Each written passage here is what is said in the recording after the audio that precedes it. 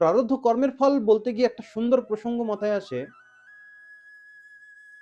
এক বেদবেত্তা ব্রাহ্মণ কাশী থেকে অধ্যয়ন সেরে তিনি তিনার রাজ্যে ফিরে আসেন। এইবার তিনি রাজ্যে ফিরে আসেন, সবাই জানতে পারেন তিনি এসেছেন। রাজ্যের রাজার কাছে তিনি গেলেন। রাজা তিনাকে বললেন যে আপনি আমার রাজ্যে, আমার রাজসভায় রাজ পণ্ডিত রূপে আপনি থাকুন। আপনাকে যথাযোগ্য একটা আনুকূল্য আমি, যেটা মাইনে বলে, যেটাকে দেব। সেই ব্রাহ্মণ না অস্বীকার করলেন, না করে দিলেন। বললেন না, আমি এত পাণ্ডিত্য অর্জন করেছি, এত কিছু পড়াশোনা করেছি, আমি চাকরি করবার জন্য করিনি। আমি কারোর অধীনস্থ থেকে কর্ম করতে পারবো না। তখন সেই রাজা বলছেন যে ঠিক আছে, আপনি এক কাজ করুন, আপনি আমার রাজ্যেই থাকুন, আমি আপনাকে একটি মন্দির তৈরি করে দিচ্ছি, নির্মাণ করে দিচ্ছি, আপনি সেখানে থাকুন, পুজো অর্চনা করবেন, আপনি আপনার কর্ম সেখানে সমাপন করবেন। সেই পণ্ডিত তাতে রাজি হলেন। দিন অতিবাহিত হতে থাকলো। পণ্ডিত মহাশয় তিনি তিনার দীক্ষাবৃত্তি, তিনি তিনার পুজো অর্চনা ইত্যাদির মাধ্যমে তিনি তিনার জীবিকা নির্বাহ করতে লাগলেন। এদিকে রাজা এবং রাজার এক পুত্র ছিল রাজকুমার। রাজকুমার আস্তে আস্তে বড় হতে লাগলো, বড় হলো। সেই পণ্ডিত রাজকুমারকে খুব স্নেহ করতেন, সব সময় আসলে আশীর্বাদ আদি ইত্যাদি খুব স্নেহ করতেন। এইবার রাজকুমার বড় হয়েছে, রাজকুমারের বিবাহযোগ্য হয়েছেন রাজকুমার। দূর এক রাজ্য থেকে বিবাহ করে এক রাজকুমারীকে নিয়ে আসেন। রাজকুমারীকে নিয়ে আসেন, রাজকুমারীকে নিয়ে এসে সেই দিন রাত্রেবেলাটা তাদের জন্য খুবই শুভ রাত্রি ছিল, মঙ্গলময় রাত্রি ছিল। কিন্তু এক জায়গা থেকে আরেক জায়গায় আসাবশত সেই রাজকুমারীর রাত্রে নিদ্রা আসছিল না। রাজকুমার শয়নে বিশ্রাম করছে, কিন্তু রাজকুমারীর নিদ্রা আসছে না। সে বিছানা থেকে উঠে গিয়ে এদিক ওদিক পাইচারি করতে লাগলো, ঘোরাঘুরি করতে লাগলো। নিদ্রা আসছে না, কি করবে তাই।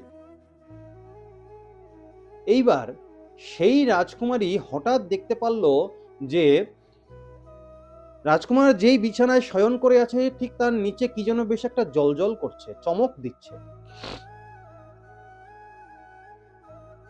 কি যেন বেশ একটা চমক দিচ্ছে। রাজকুমারী সেই চমক ঝলঝলে বস্তুটিকে যখন হাতে তুললো, দেখলো এটা একটি তরোয়াল।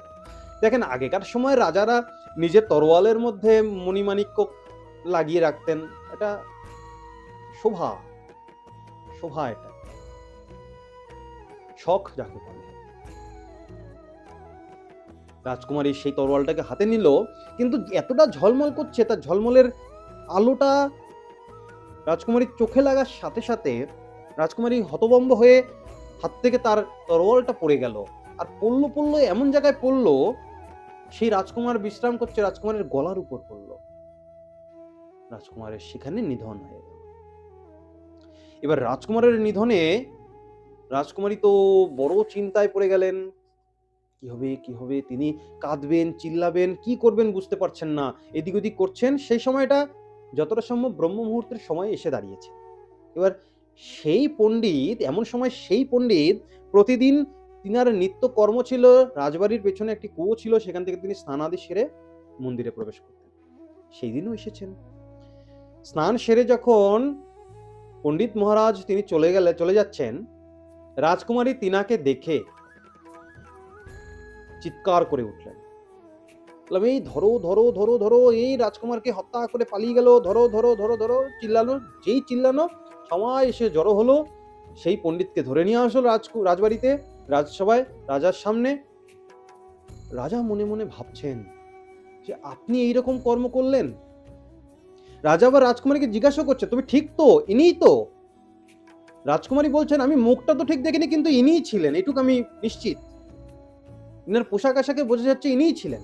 রাজকুমারী মিথ্যা কথা বলছেন, আমরাও জানি, আপনিও বুঝতে পারছেন, আমিও বুঝতে পারছি। পরবর্তী প্রসঙ্গটা শুনুন, আপনি বুঝতে পারবেন। এবার রাজা তো চিন্তায় পড়ে গেল। একেতে ব্রাহ্মণ, দণ্ড দেবেন কিন্তু মৃত্যুদণ্ড দিতে পারবেন না। আমাদের শাস্ত্রে বিধান আছে, ব্রাহ্মণকে মৃত্যুদণ্ড দেওয়া যাবে না, স্ত্রী জাতিকে মৃত্যুদণ্ড দেওয়া যাবে না, অন্য কোনো দণ্ড দেওয়া যেতে পারে, মৃত্যুদণ্ড দেওয়া যাবে না। সেই পণ্ডিত মহারাজ রাজাকে বলছেন যে মহারাজ, আমার কি লাভ আছে আমি রাজকুমারকে হত্যা করব? তিনি তিনার কি বলবো সাফাই দিচ্ছেন, তিনি নিজের নির্দোষতার প্রমাণ দেওয়ার চেষ্টা করছেন। কি করবেন, তিনিও লাচার। আসলে কি বলুন তো, প্রারব্ধ একটা কর্ম এর সঙ্গে যুক্ত রয়েছে। রাজা তখন স্থির করলেন যে এই পণ্ডিতের হাত দুটো কেটে ইনাকে ছেড়ে দিন। তো সেই পণ্ডিতের হাত দুটো কেটে তিনাকে ছেড়ে দেওয়া হলো। তিনি বেরিয়ে গেলেন রাজবাড়ি থেকে, শুধু রাজবাড়ি থেকে নয়, রাজ্য থেকে বেরিয়ে গেলেন। বেরিয়ে তিনি এদিক ওদিক বিচরণ করতে লাগলেন। হঠাৎ শুনতে পারলেন, জানতে পারলেন যে দূরে এক গ্রামে এক জ্যোতিষ, মহাবিজ্ঞ জ্যোতিষ থাকেন। এইবার সেই ব্রাহ্মণ সেই জ্যোতিষের বাড়ি গেলেন, তিনার এইরকম দুর্দশা কেন হলো এইটা জানবার জন্য। কোন প্রারব্ধ কর্মের ফলবশত তিনি এইরকম দুঃখ দুর্দশা ভোগ করছেন।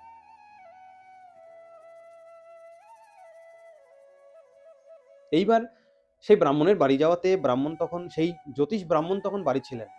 সেই জ্যোতিষের স্ত্রী একটু খিটখিটে মেজাজের, একটু রাগী মেজাজের। সেই হাত কাটা অবস্থায় ব্রাহ্মণকে দেখে তিরস্কার করলেন।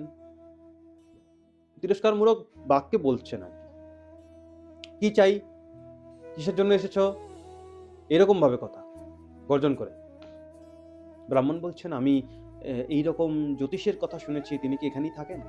হ্যাঁ হ্যাঁ এখানেই থাকে, দুই গাছের নিচে গিয়ে বসো, যখন আসবে তখন দেখা করবে, এরকম বলে জ্যোতিষের গৃহিণী ঘরে চলে গেল।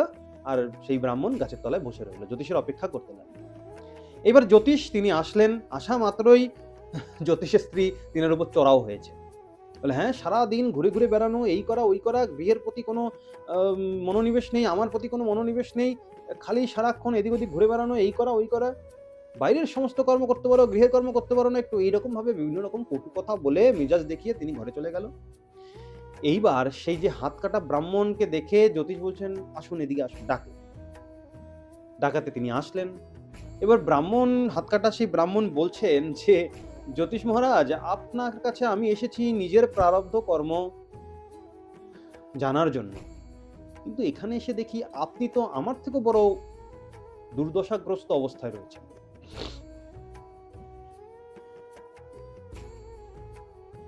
সেই জ্যোতিষ বলছে, জ্যোতিষ কিছু বলেনি, তার আগে বলছে যে আমার থেকে বেশি দুর্দশাগ্রস্ত তো আপনার অবস্থা, আপনি জ্যোতিষ হয়ে দেখে শুনে তো কন্যা নিয়ে আসবেন।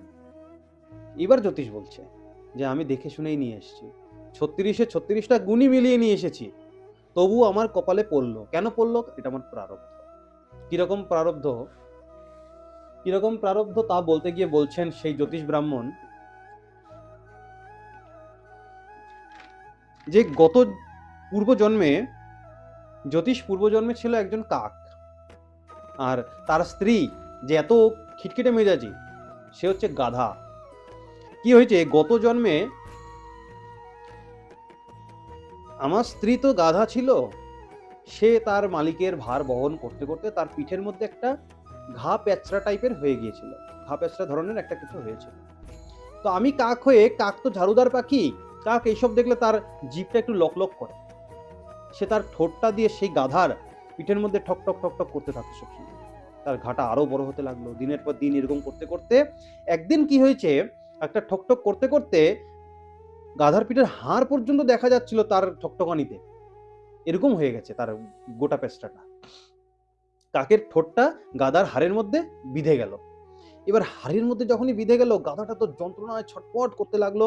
ছটপট করতে করতে গাধাটা নদীর জলের মধ্যে নেমে গেল। এবার সেই নদীর স্রোতের মধ্যে সেও ভেসে গেল, আমিও ভেসে গেলাম, দুজনের মৃত্যু হয়ে গেল। আর এই জন্মে আমি জ্যোতিষ রূপে জন্মগ্রহণ করেছি, পূর্বজন্মে আমি কাক ছিলাম, আর আমার স্ত্রী গাধা ছিল। আমার স্ত্রী হয়ে সে এই জন্মে আমার ভাগ্যে এসে পড়ল। গত জন্মে আমি ঠকঠক করে এসেছি তার পিঠের মধ্যে, এই জন্মে সে আমার উপর এই জন্য এইরকম চড়াও হয়, এইরকম কটু কথা বলে আমি। এবার সেই হাত কাটা ব্রাহ্মণ বলছে যে আপনার না হয় বুঝলাম, আমার এইরকম কেন দুর্দশা হলো। আমার কোন প্রারব্ধ কর্মের ফল আমি এরকম ভোগ করতে হলো? তখন জ্যোতিষ ব্রাহ্মণকে দেখে বলছেন যে, হে ব্রাহ্মণদেব, আপনি পূর্বজন্মে ছিলেন একজন সাধু, আর যেই রাজকন্যার কথা আপনি বলছেন সেই রাজকন্যা ছিল গরু, এবং যেই রাজকুমারের কথা বলছেন সেই রাজকুমার ছিল কসাই। কসাই মানে আশা করি বুঝতে পারছেন যে পশু ইত্যাদিকে হত্যা করে। এইবার পূর্বজন্মে আপনি সাধু ছিলেন, আপনি একটা বৃক্ষের নিচে বসে ভজন করছেন, জপাদি করছেন। সেই সময় একটা গরু ছুটতে ছুটতে আপনার দিক থেকে আপনার পাশ দিয়ে বেরিয়ে গেল। একটা কসাই দৌড়ে আসছে তার পেছন পেছন তাকে মারবার জন্য। গরুটি একটি ঝোপের মধ্যে গিয়ে লুকিয়ে পড়ল, আর কসাই আপনার কাছে এসে জিজ্ঞাসা করলো গরুটা কোন দিকে গেল। আপনি ছিলেন মৌনব্রতধারী, আপনি মুখে তো কিছু বললেন না, কিন্তু দুটো হাত দিয়ে দেখিয়ে দিলেন গরুটা ওই ঝোপের দিকে গিয়েছে। সেই কসাই গরুটিকে হত্যা করল। এই জন্মে এসে আপনি সাধু ছিলেন, আপনার ভজনের প্রভাবে আপনি আবার মনুষ্য জন্ম পেয়ে ব্রাহ্মণ রূপ পেয়েছেন। রাজকন্যা ছিল গরু ছিল, গরু থেকে এই জন্মে রাজকন্যা হলো, আর রাজকুমার ছিল কসাই থেকে এই জন্মে রাজকুমার হলো। তাই কসাই পূর্বজন্মে গরুর গলা কাটাতে, গরুকে হত্যা করাতে রাজকন্যা এইবার এই জন্মে রাজকন্যার হাতে রাজকুমারের হত্যা হলো। আর আপনি সাক্ষী ছিলেন বলে, আপনার পূর্বজন্মে আপনি সাক্ষী দিয়েছেন বলে আপনার দুটো হাত এই জন্মে কাটা। এইটা হচ্ছে প্রারব্ধ কর্মের ফল।